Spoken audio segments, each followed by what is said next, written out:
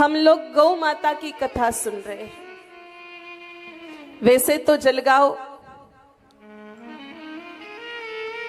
धर्म प्रेमी नगरी है और जलगांव में कथाएं होती रहती हैं। भागवत कथा, राम कथा, नानीबाई का मायरा, शिव पुराण की कथा, बहुत सारी कथाएं जलगांव में होती हैं। लेकिन गौ माता की कथा बहुत कम होती है। वैसे भी मेरे भाई बहनों, गौ माता की कथा एक ऐसी कथा है जो सबको आसानी से प्राप्त नहीं होती। देखो, जलगांव में किराने की दुकान बहुत सारी है कि नहीं? किराने की दुकान पर शेंगदाने मिलते हैं और काजू बादाम भी मिलते हैं। तो शेंगदाने जास्त लोग खरीदता की काजू बदाम? सांगा? शेंगदाणे।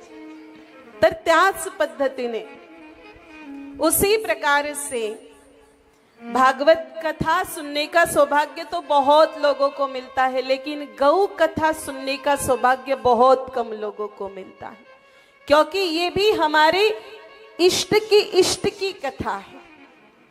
देखिए, भागवत कथा में ठाकुर जी का चरित्र है, लेकिन गौ माता की कथा में ठाकुर जी की भी इष्ट जो गैया मैया है उनका चरित्र है। गौ कथा तो एक ऐसी कथा है मेरे भाई बहनों, जिस कथा को सुनने के लिए साक्षात भगवान श्री कृष्ण भी तरस जाते हैं। मुझे विश्वास है कि इन गौ माताओं के बीच में कान्हा जी चुपके से आकर के गौ माता की कथा को श्रवण कर रहे होंगे, क्योंकि उनके इष्ट की कथा हो रही है।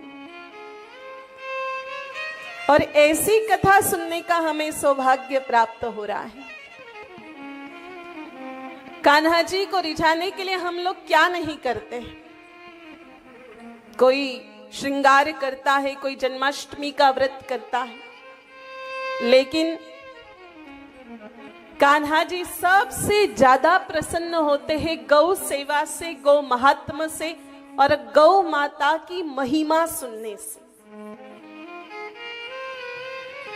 और ऐसे ही हमारे इष्ट को प्रसन्न करने के लिए हम ये श्रवण कर रहे हैं। मेरे भाई बहनों, कथा को सुनने से ठाकुर जी इतने प्रसन्न होते हैं, गौ माता की महिमा को सुनने से ठाकुर जी इतने प्रसन्न होते हैं, तो गौ माता की सेवा करने से ठाकुर जी कितने प्रसन्न होंगे। बस यही सेवा का भाव हृदय में स्थापित करने का कार्य करती है गौ माता की कथा। गौ माता की कथा कोई अलग विषय नहीं है। गौ माता की कथा एक सरल साधन है भगवत प्राप्ति का। कली काल में भगवत प्राप्ति का जो सरल साधन है गौ सेवा, उसे हम किस प्रकार से करें और किस प्रकार से परमात्मा को प्रसन्न करें, भगवान के प्रिय बन जाए, यही हमें गौ माता की कथा में सुनना है और अलग से कुछ भी नहीं सुनना। मेरे भाई बहनों, देखिए, बहुत सारे लोगों ने जब सुना होगा कि पांजरापोड़ गौशाला में गौ कथा हो रही है, तो उन लोगों के मन में एक बात आई होगी, अरे गाय की कथा कैसे हो सकती है? गाय तो पशु है, प्राणी है। Cow is an animal only. बहुत सारे लोग तो अपने घर में गौ माता ही रखना पसंद नहीं करते, और कुछ लोग घर में गौ माता भी रखते हैं, तो भी कब तक? जब तक गैया मैया दूध दे रही है तब तक। जैसे ही गौ माता ने दूध देना बंद किया, तुरंत किसी कसाई को जाकर के बेच देते हैं अथवा सड़कों पर सुना छोड़ देते हैं, तो ऐसी दुखी बिचारी लाचार गाय की कथा कैसे हो सकती है। लेकिन एक बात याद रखना मेरे भाई बहनों, गाय माता कोई पशु प्राणी नहीं, गाय माता तो सनातन धर्म का प्राण है।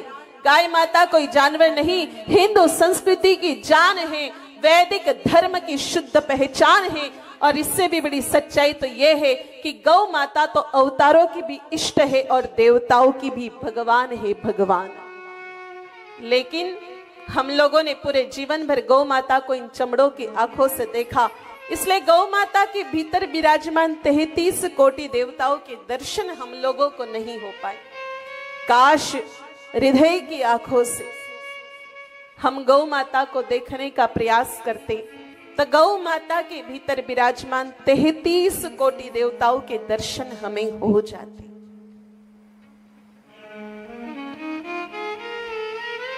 एक बात बताइए, आप लोग जब मंदिर जाते हो ना मंदिर, किती जण मंदिर जाता? थोडा हात वरती करा बरं। सगळे जातात।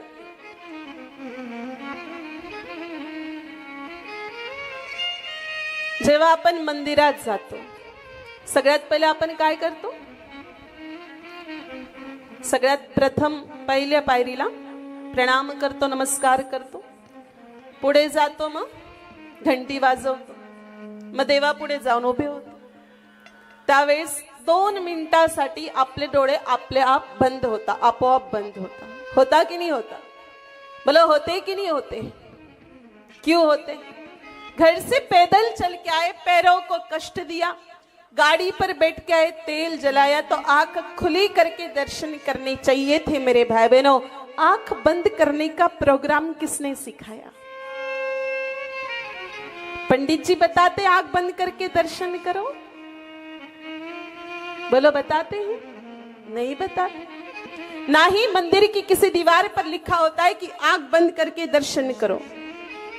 हम आंख बंद नहीं करते हैं, आंखें अपने आप बंद हो जाती।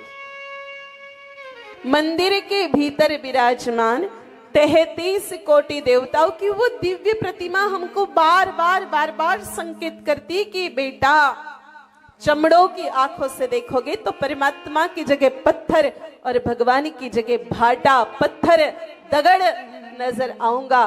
तो हमने भी पूरे जीवन भर यही गलती की कि गौ माता को चमड़ों की आंखों से देखा।